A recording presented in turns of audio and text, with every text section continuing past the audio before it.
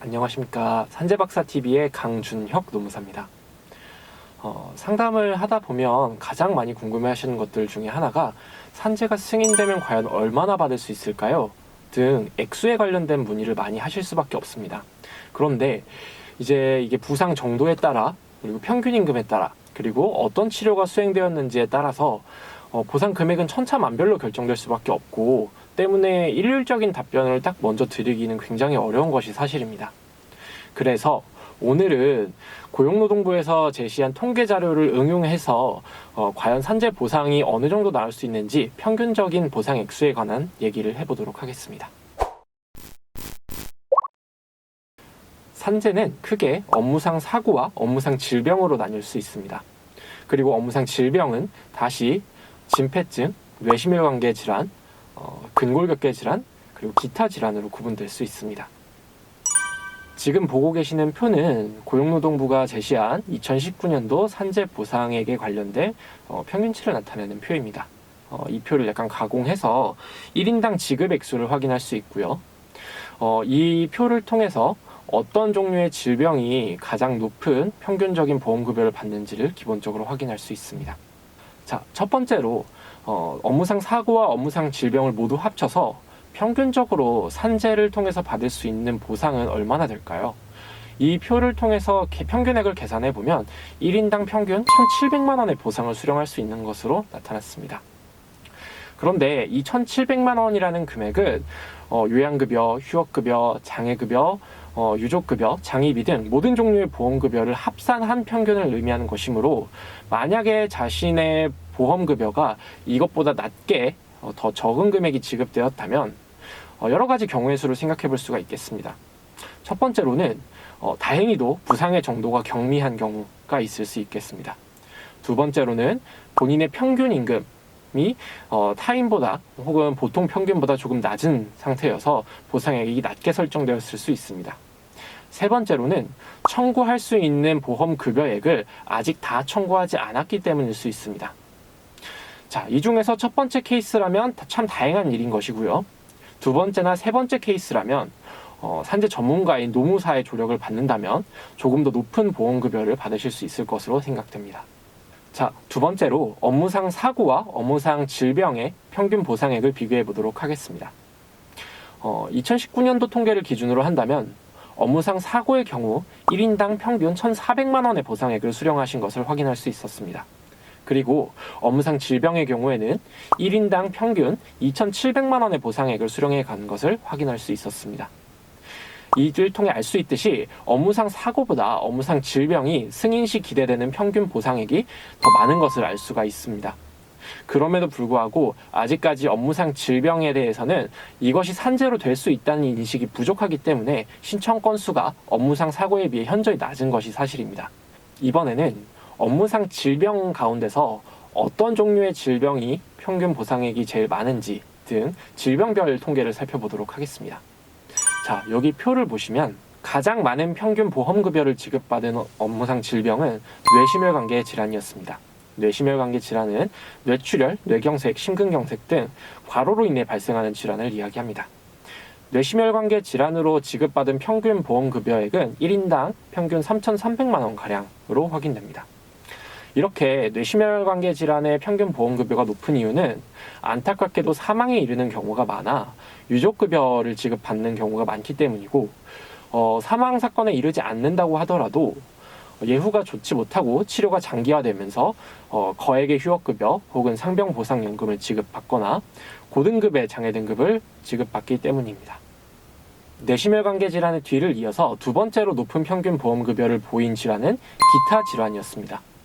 기타 질환이라고 하면 대표적으로는 직업성 암 등 다소 비중이 적은 산재 사건을 꼽을 수가 있겠는데요. 평균 보험급여액이 2등을 차지한 이유는 뇌심혈관계 질환과 마찬가지로 사망 사건으로 이어지는 경우가 많고, 또 마찬가지로 치료가 장기화되면서 요양급여나 휴업급여를 장기간 수급하기 때문인 것도 있습니다. 하지만 뇌심혈관계 질환에 비해서 높은 등급의 장애급여를 받지 못하는 경우가 많아서 뇌심혈관계 질환에 비해서는 비교적 평균 보험급여가 적은 것을 확인할 수가 있습니다.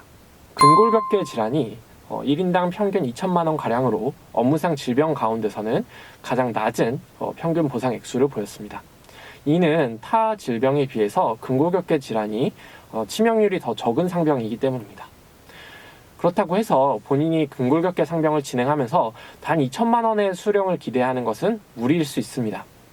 대표적인 예시로 인공관절 수술 등을 시행한 근골격계 질환의 경우에는 1억 이상의 보상을 기대할 수도 있고 연금으로 꾸준히 사망 시까지 지급을 받으시는 경우도 있기 때문에 이런 경우를 고려한다면 훨씬 고액의 보상이 근골격계 질환을 통해서도 가능하다는 점을 명심하셔야 합니다. 사실 저희가 처음에 보여드린 통계 자료에서 제가 가장 눈여겨봤던 점은 1인당 평균 보험급여액이라기보다는 신청 건수였습니다. 업무상 사고의 경우 2019년도 1년간의 신청 건수가 25만 건에 달하는 반면 업무상 질병의 경우 6만 건에 이르는 것으로 확인되고 이 4배 차이라는 숫자가 굉장히 저에게는 크게 느껴졌습니다.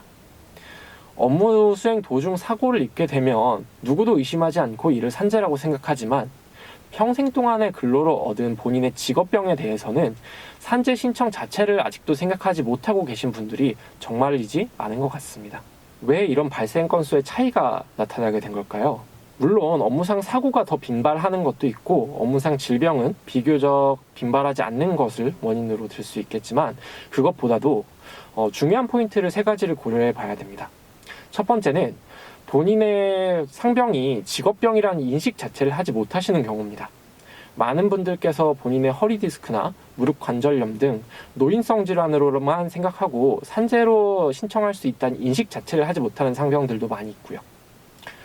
두 번째로는 해당 통계가 승인 건수만을 집계했다는 점도 꼽을 수 있겠습니다.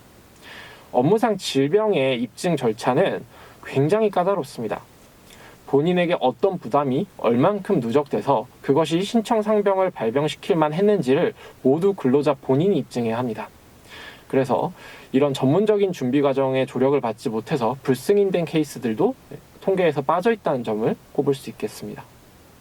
마지막으로 업무상 질병의 경우 1년 내에 처리가 되지 않는 건들도 꽤 많을 만큼 업무의 처리 기간이 비교적 깁니다.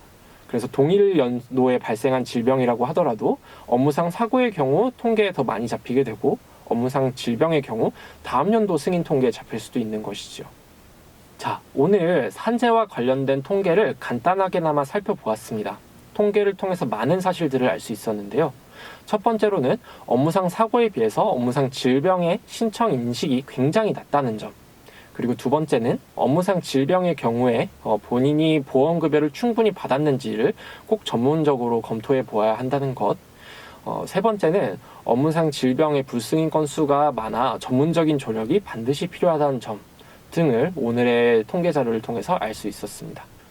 결국 이 모든 점들을 종합해 보면 우리에게 어떤 질병이 발생했을 때 우리가 이것을 산재로 인정받아서 적정 보험급여를 수급할 수 있는지 를 전문가와 함께 검토해 보아야 한다는 점을 잘 알 수 있었습니다. 노무법인 이사는 입증 과정의 어려움으로 불승인을 받으신 분들 그리고 심지어 본인의 질병이 산재가 될 수 있다는 사실을 모르고 계시는 분들까지 많은 분들과 함께 산재 승인을 받아내고 있습니다. 여러분들의 질병도 얼마든지 산재로 입증될 수 있는 가능성을 가지고 있으니 반드시 노무법인 이사과 상담을 받아보시기 바랍니다. 이상 산재박사TV의 강준혁 노무사였습니다.